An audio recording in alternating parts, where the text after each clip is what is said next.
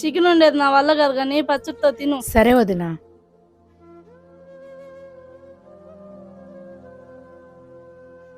బా మా కారంగా ఉంది మా. సరే కొంచెం నీళ్ళు తాగనన్నా.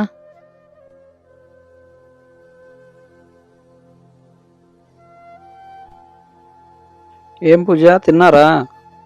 తిన్నావన్నా. అన్న ఒక్క నిమిషం ఉండన్నా. నా మీద వాళ్ళ అన్నకి ఏం చెప్పబోతుందో. ఏం పూజ? ఇదిగో అన్నా. ఏందమ్మా ఇప్పుడు ఎందుకు ఇవి? బండికి ఫైనాన్స్ కట్టాలని ఇబ్బంది పడుతున్నాను తెలిసిందా, అందుకే నగలు పెట్టి డబ్బులు తీసుకొచ్చా అన్నా.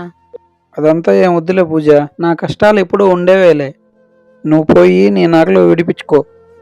నా కష్టం వచ్చినప్పుడు నువ్వు ఇస్తావు కదన్నా, ఇలాంటప్పుడు నేను నీకుంటే ఎట్లా? తీసుకోన్నా. వద్దంటే నువ్వు. వదిన్ని తప్పుగా అర్థం చేసుకున్నానే. ఎందుకన్నా బాధపడుతున్నావా?